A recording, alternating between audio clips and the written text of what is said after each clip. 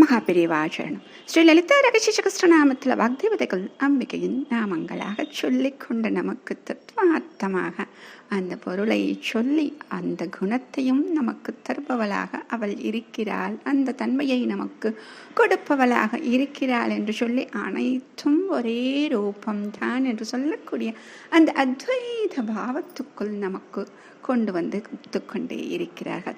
அப்படி சொல்லக்கூடிய அந்த நாமத்தை சொல்லும் பொழுது இந்த ஞானத்தை கொடுப்பவளாக யார் இருக்கிறாள் என்றால் நமக்கு தெரிந்த தெய்வம் சரஸ்வதி. அப்படி அந்த ரூபத்தில் இருக்கிறாள் என்று சொல்லக்கூடிய நாமம்தான் ஓம் சரஸ்வத்யை நமஹ. ஓம் சரஸ்வத்யை நமஹ. இப்போ இந்த நாமத்தை சொன்னோன்னே நமக்கு என்ன தெரிஞ்சிச்சு?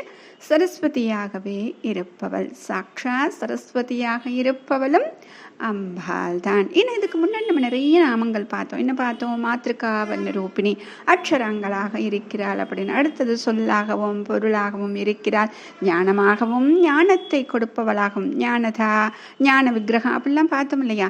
இப்போ அனைத்தும் பார்க்கும் பொழுது இது எல்லாம் எதற்கு தொடர்புடையதாக இருக்கும் அப்படின்னா சரஸ்வதி அப்படின்னு அந்த நாமத்தோடு சம்பந்தப்பட்டவையாக இருக்கும். நமக்கு தெரியும் ஆண் தெய்வங்கள்ல தட்சிணாமூர்த்தி அப்படின்னு சொல்லிட்டு அந்த தட்சிணாமூர்த்தி ஞானத்தை கொடுப்பவராக இருக்கிறார் அப்படின்னு. அப்ப பெண் தெய்வங்கள்ல தட்சிணாமூர்த்தியின் அம்சமாகவே அவருடைய மறு வடிவமாகவே சரஸ்வதியை நாம பார்க்கிறோம். இப்ப பெரிய ஞானஸ்வரூபிணி, பிரம்ம வித்யாஸ்வரூபிணி அப்படின்னு சொல்லிட்டு அனைத்தும் அந்த வெண்மை அப்படின்னு சொல்லக்கூடிய அந்த நிறத்தோடு அப்படியே அந்த காட்சியை பார்த்தாலே சுத்த ஸ்படிகமாக நிர்மலமாக வெண்மையே ஸ்வரூபமாக இருக்கக்கூடியது தான் இருக்கும். அதனால தான் வெளவெளீர் அப்படி நிர்மலமாக ஸ்படிகமாக எப்படி தட்சிணாமூர்த்தி இருக்கிறாரோ அதே போலத்தான் சரஸ்வதி. சரஸ்வதின்னு நமக்கு சொன்ன உடனே வெள்ளை தாமரை அப்படின்னு ஞாபகம் வந்துடும்.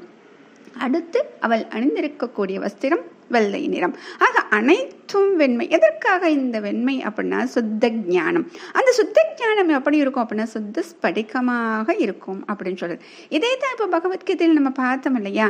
அந்த ஞானம் வந்ததும் இருள் விலகி உள்ளே தெரிய வேண்டியது தெரிகிறது அப்படின்னு. அப்ப அந்த இருள் விலகணும் அப்படின்னா நமக்கு ஒரு பிரகாசம், அந்த வெள்ளையை வர வேண்டும். அப்ப அந்த பிரகாச ரூபிணியாக இவள் தான் இருக்கிறாள். அப்ப இந்த அத்வைத ஞானம் தான். ஏனென்றால் அனைத்தும் ஒரே ஸ்வரூபம்தான்.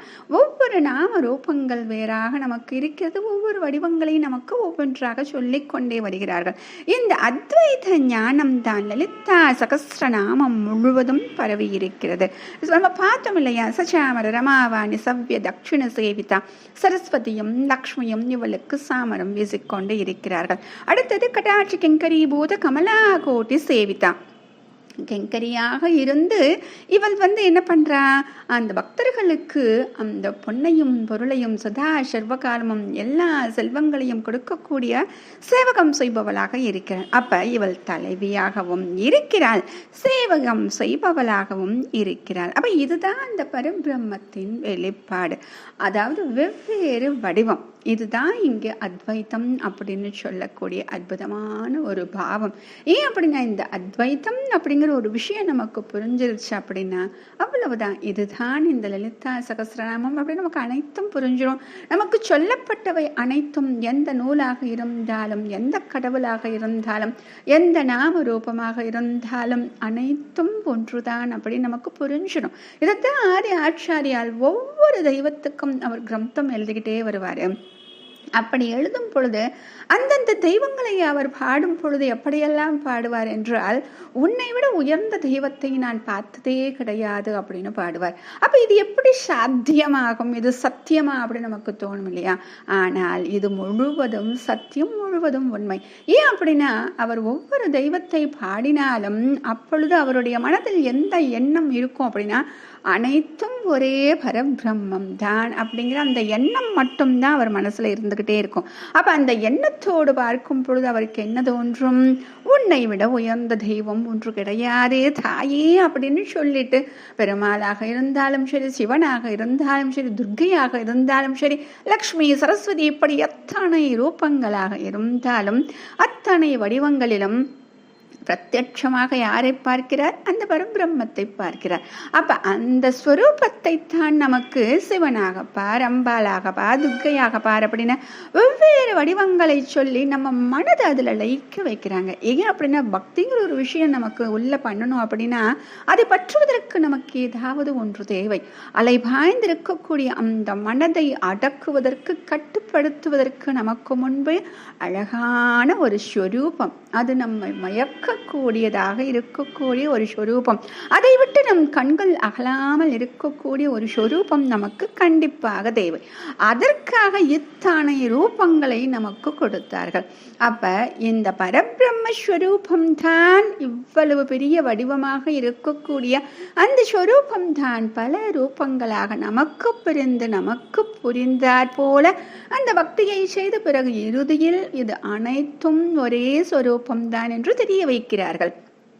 ஆக இப்ப நமக்கு நாம் எந்த நிலையில் இருக்கிறோம் என்றால் ஒவ்வொரு ரூபத்தையும் பார்த்தோம். அந்த ரூபங்கள் அனைத்தும் அற்புதமான அந்த தன்மையை சொல்லி நமக்கு அந்த தன்மையை கொடுப்பதாக சொல்லி கடைசியா இப்ப எங்க கூட்டிட்டு வர்றாங்க அப்படின்னா அனைத்தும் ஒரே ரூபம்தான் அப்படின்னு சொல்லக்கூடிய அந்த சத்தியத்தை நமக்கு சொல்கிறார்கள். இந்த ஆத்மஸ்வரூபம் தான் லலிதா சகஸ்ரநாமம் முழுவதும் பரவி இருக்கிறது. இப்போ இதை நம்ம புரிச்சுக்கணும் அப்படின்னா தெய்வ மகாத்மியத்துல அற்புதமா சொல்லியிருப்பாங்க.